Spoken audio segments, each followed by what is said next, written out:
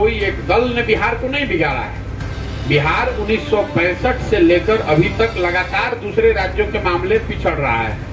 इस दौरान तो 27 से ज्यादा लोग मुख्यमंत्री बने। आपने जिसको भी उचित समझा सबको वोट दिया, सबको चुनकर जिताया।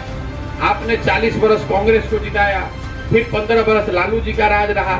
17 साल से हम लोग नीतीश जी, मोदी जी का भी राज देख रहे हैं। लेकिन सच्चाई ये है कि जनता के जीवन में कोई बहुत परिवर्तन नहीं हुआ। उसकी वजह यह है कि हम लोग बिहार में सारी बातों की चर्चा तो करते हैं, हम लोग परेशान भी हैं, लेकिन जिस दिन वोट होता है तो वोट हम लोग अपनी समस्याओं पर नहीं करते हैं। वोट हम लोग अपने बच्चों के पढ़ाई और रोजगार के लिए नहीं करते हैं। बिहार में वोट होता है जाति के लिए, बिहार में वोट होगा हिंदू मुसलमान के लिए, बिहार में वोट होगा भारत पाकिस्तान पुलवामा के लिए, बिहार में वोट होगा भाजपा को रोकने के लिए लालू जी को और लालू जी के डर से भाजपा को।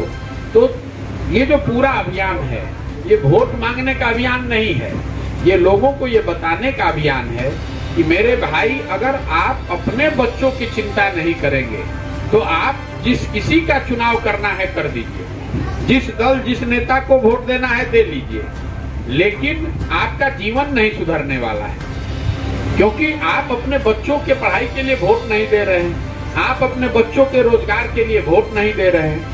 आप समस्तीपुर की स्थिति देख लीजिए, समस्तीपुर से 3 मंत्री हैं राज्य सरकार में और 1 मंत्री है केंद्र में। फिर भी समस्तीपुर की ऐसी दशा है कि कम से कम मैं पिछले 12-13 दिनों से चल रहा हूं, कोई ऐसा गांव नहीं है जहां लोग त्रस्त न हो। पानी के लिए, रोड के लिए, रोजगार के लिए, पढ़ाई के लिए, अस्पताल के लिए। यहाँ एक दमोन बड़ा गांव है, आप लोग जानते होंगे।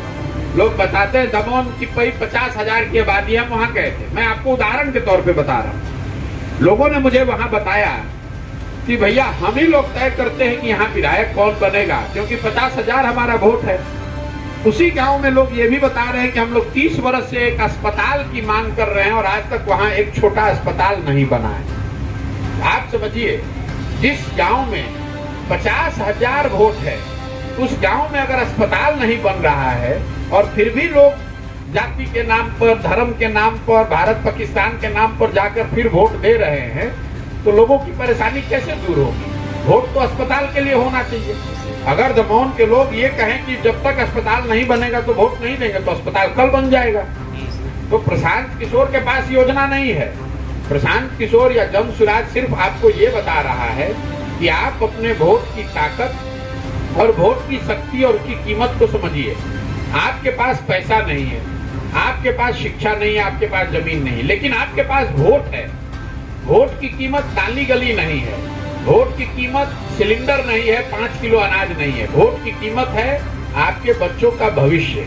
आप अपने बच्चों के पढ़ाई के लिए, उनके रोजगार के लिए, अपने लिए खेती हो जमीन के लिए, इसके लिए जब वोट करेंगे तभी आपका जीवन सुधरेगा।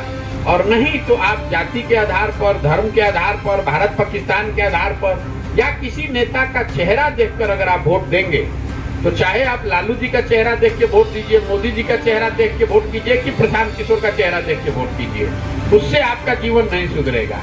जीवन तो आपका तब सुधरेगा जब आप अपने बच्चों का चेहरा देखकर वोट कीजिएगा। यही अभियान है, वही प्रयास कर रहे हैं।